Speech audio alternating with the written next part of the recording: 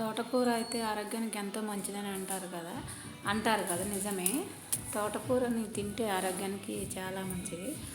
తోటకూర అది ముదిరినాక కోస్తే బాగోదు, అందుకని ఆ ముదిరిన ఆకులు కొమ్మలు అవన్నీ అయితే తీసేస్తున్నా. మంచిగా లేతగా ఉన్నప్పుడే కోసుకొని అందులో చింత చిగురు కానీ లేకపోతే గోంగూర కానీ పుల్లగా ఉండే చుక్కకూర కానీ కలిపి వండండి, బాగుంటుంది.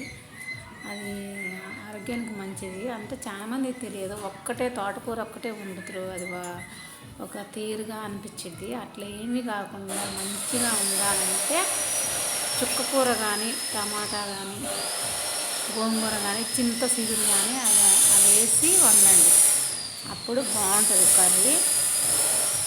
అయితే ఆకుకూరలు అయితే కొంతమంది చాలామంది ఇష్టపడరు, కానీ ఆకుకూరలు తిన్నంత బెస్టే ఉండదండి.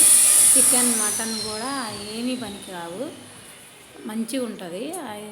తోటకూర మనకి మంచిగా దగ్గరలో ఉంటుంది కాబట్టి మనకు దాని యాలవి తెలియట్లేదు.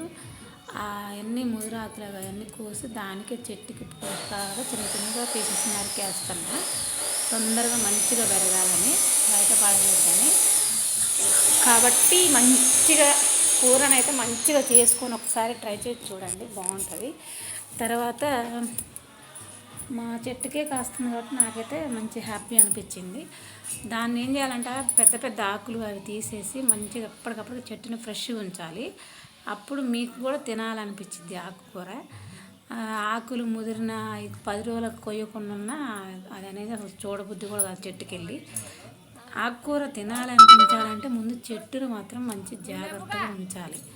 ఎప్పటికప్పటికి కొమ్మలు ఆకులు అవి తెంపేస్తూ పూత తెంపేస్తూ అసలు ఎంత బాగుంటుంది అంటే నిజంగా చూడండి, చెట్టుని మంచిగా చేయండి, మీకు అప్పుడు ఆకుకూర తినాలన్న ఆలోచన వస్తుంది.